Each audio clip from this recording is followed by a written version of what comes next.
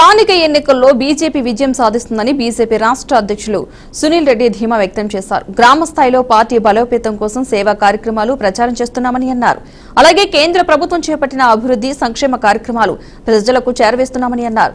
కర్నూలు జిల్లాలోని కీలక మండల కేంద్రాల్లోని నేతలు కార్యకర్తలు బీజేపీలో చేరినట్లు ఆయన చెప్పారు.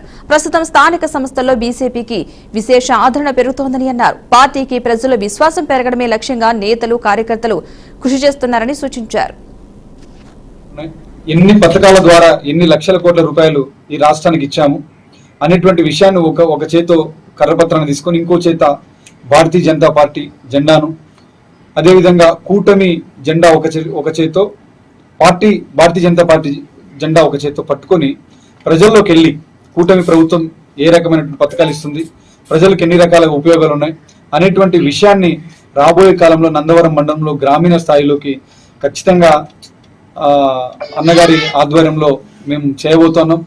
ఖచ్చితంగా రాబోయేటువంటి ఈ కార్యక్రమాలన్నీ కూడా ప్రతి స్కీమ్, ప్రతి ఒక్క పథకం భవిష్యత్తులో అందరికీ చేరివేయాలి.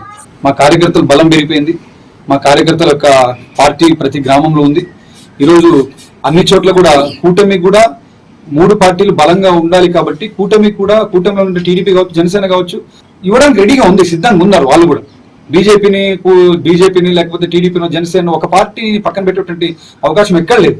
ఎన్ని పథకాల ద్వారా ఎన్ని లక్షల కోట్ల రూపాయలు ఈ రాష్ట్రానికి ఇచ్చాము అనేటువంటి విషయాన్ని ఒక చేతో కర్రపత్రాన్ని తీసుకొని ఇంకో చేత భారతీయ జనతా పార్టీ జెండాను, అదేవిధంగా కూటమి జెండా ఒక చేతో భారతీయ జనతా పార్టీ జెండా ఒక చేతో పట్టుకొని